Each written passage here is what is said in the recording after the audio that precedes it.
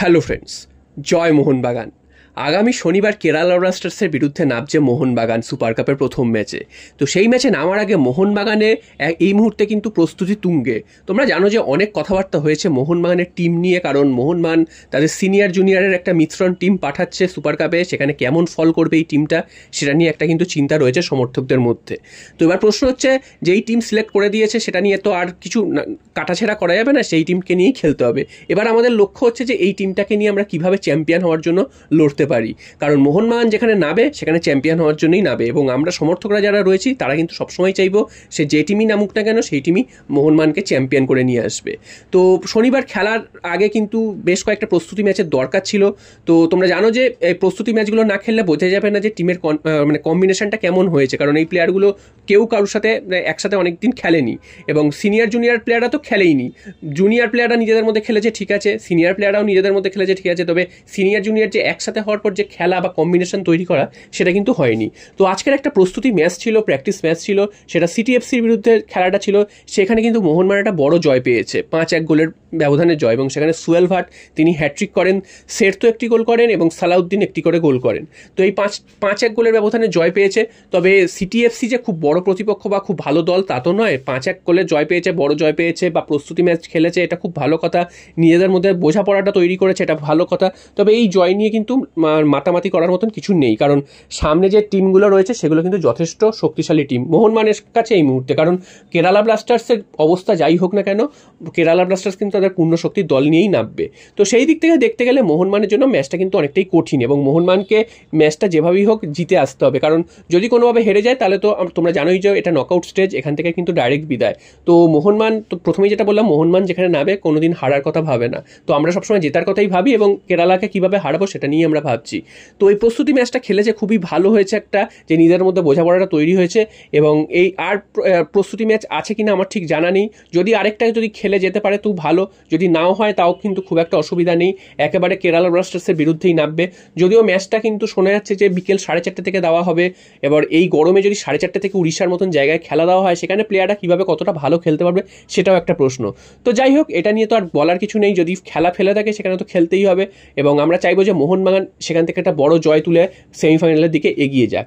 এরপর চলে আসি ট্রান্সফার আপডেটের কথায়। ট্রান্সফার আপডেটের কথা আসলেই কিন্তু গতকাল রাত বা সকাল থেকে একটা নিউজ চারিদিকে ঘুরছে, সেটা হচ্ছে জেসন কামিংসের কন্ট্রাক্ট এক্সটেনশন। তো জেসন কামিংস এই মরশুমে দুর্দান্ত পারফরমেন্স করেছেন। গত মরশুমে যখন এসেছিলেন তার সাথে 2 বছরের কন্ট্রাক্ট করা হয়েছিল। প্রথম মরশুমটা যে খুব একটা ভালো খেলেছেন একদমই না, প্রথম দিকটা তো একদমই খেলতে পারেননি। পরের দিকে এসে তিনি যথেষ্ট ভালো খেলেছিলেন, এবং যার জন্য সমর্থকদের প্রত্যাশা তৈরি হয়েছিল এবছরে। এবার এই বছর যখন জেমি ম্যাকলারেন চলে এলেন, তো জেমি ম্যাকলারেনের উপরই কিন্তু সবার ফোকাসটা চলে যায়, এবং কামিংসকে কিন্তু অনেক সময় আমরা দেখেছি যে প্রথমে বেঞ্চে বসে থাকতে। তো তারপর কিন্তু যখনই কামিংস একটু সুযোগ পেয়েছেন তখনই নিজেকে মেলে ধরেছেন। তিনি কিন্তু একেবারে যে স্ট্রাইকার পজিশনে খেলেছেন তা নয়, তিনি একটু নিচ থেকে খেলেছেন, প্রয়োজনে তিনি অ্যাসিস্ট করেছেন, খেলাটা তৈরি করেছেন, এবং খুব যথেষ্ট একদম সুন্দর ফুটবল খেলেছেন। তো সেই ফুটবলটার জন্য কিন্তু মোহনবাগান সমর্থকদের নয়নের মণি হয়ে উঠেছেন কামিংস, এবং কামিংস থাকা মানে কিন্তু এই মুহূর্তে মোহনবাগান সমর্থকদের একটা কিন্তু ভরসার জায়গা। তো সেই কামিংসের সাথে কিন্তু আগামী 2 মরশুমের জন্য চুক্তি বৃদ্ধি করতে চলেছে মোহনবাগান, তেমনটা কিন্তু খবর পাওয়া যাচ্ছে, যদিও এখনও সরকারি কিছু হয়নি, কারণ তোমরা জানো যে এখনও সিজনের অনেকটাই বাকি রয়েছে, এবং এই সুপার কাপটা শেষ হলেই কিন্তু আস্তে আস্তে সমস্ত কিছু সরকারিভাবে জানা যাবে। তো কামিংসকে রেখে দেওয়ার পেছনে এইটাই একটা যুক্তি যে কামিংস প্রথম বছর যখন এসেছিল তিনি কিন্তু খুব একটা মেলে ধরতে পারেননি, এই বছর কিন্তু খুবই ভালো ফুটবল খেলেছেন। এবার বয়সটাও তো আর হচ্ছে, এটাও মাথায় রাখতে হবে যে 2 বছরের চুক্তি করছে ঠিকই, যেমন পেট্রাডোসের সাথে করা হয়েছে, তিনি গত মরশুমে এত ভালো খেলেছেন, এই মরশুমে তিনি কিন্তু একেবারেই অফ। তো সেটাই কিন্তু মোহনবাগান ম্যানেজমেন্ট নিশ্চয়ই সেই ভেবেচিন্তেই চুক্তিটা বৃদ্ধি করবে, 2027 সাল অবধি শোনা যাচ্ছে চুক্তি বৃদ্ধি করবে, এবং আমরা আশা করছি যে কামিংসকে যে আমরা ভয়ঙ্কর ফর্মটা রেখেছি আগামী 2 মরশুমেও কামিংসের থেকে সেই ফর্মটাই কিন্তু আমরা দেখতে পাবো। তো এইটা কিন্তু একটা মানে রিউমার বলতে পারো যে এই মুহূর্তে, যেটা এখনো সরকারিভাবে ঘোষণা হয়নি, এবং হয়তো কিছুদিনের মধ্যে এটা ঘোষণাও হয়ে যেতে পারে। এবং কামিংসকে তো রাখছে, তোমরা অলরেডি জেনেই গেছো যে কামিংসকে ছাড়ার কোনো প্রশ্নই নেই, এবং কোচের প্ল্যানিংয়েও রয়েছে। এরপর চলে আসি আরও লাস্ট যেটা খবরটা, যেটা গতকালও তোমাদের খবরটা আমি দিয়েছিলাম, যে ব্রায়ান ক্যালটাক এই প্লেয়ারটিকে নেওয়ার একটা পরিকল্পনা করছে, বা মোহনবাগানের সাথে লিঙ্ক আপ হয়েছে বলা যায়। নেওয়ার পরিকল্পনা মোহনবাগান ম্যানেজমেন্ট করেছে কিনা এটা কিন্তু এখনও কেউ বলতে পারবে না জোর দিয়ে, কারণ প্রত্যেকটা জায়গা থেকে এটা রিউমার হিসাবে বেরিয়ে এসছে। রিউমারটা বেরিয়ে এসছে আরও এই কারণে, অস্ট্রেলিয়ান কিছু মিডিয়া বা অস্ট্রেলিয়ান কিছু ফ্যান পেজ থেকে এই খবরটা ছড়ানো হয়েছে। সেটা হচ্ছে ব্রায়ান কাল্টাক তিনি এই মুহূর্তে যে ক্লাবে খেলছেন অর্থাৎ সেন্ট্রাল কোস্ট মেরিনার্স, সেই ক্লাবের থেকে তিনি কিন্তু এই মরশুমেই তার চুক্তি শেষ করে তিনি বেরিয়ে যাচ্ছেন।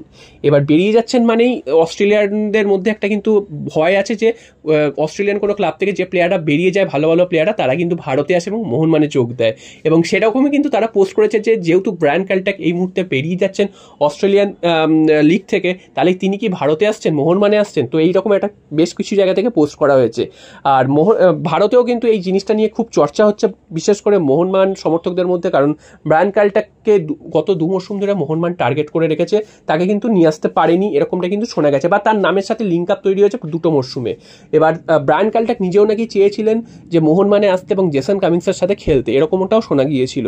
তবে সেইগুলো সবই কিন্তু শোনা গিয়েছিল, কোনোটাই যে কেউ পারফেক্টভাবে বলতে পারবে তা কিন্তু নয়। তবে এই মুহূর্তে কিন্তু আবার জোরালোভাবে এই নামটা উঠে এসছে এবং ব্রায়ান কাল্টাককে মোহনবাগান নিতে পারে। আর যেহেতু মোহনবাগান এই মুহূর্তে একটা বিদেশি ডিফেন্ডার বদল করার একটা গুজব বা গুঞ্জন উঠেছে, সেটা তোমরা জানো যে টম আলডারকে হয়তো মোহনবাগান ছেড়ে দেবে, এরকম একটা কিন্তু খবর রয়েছে।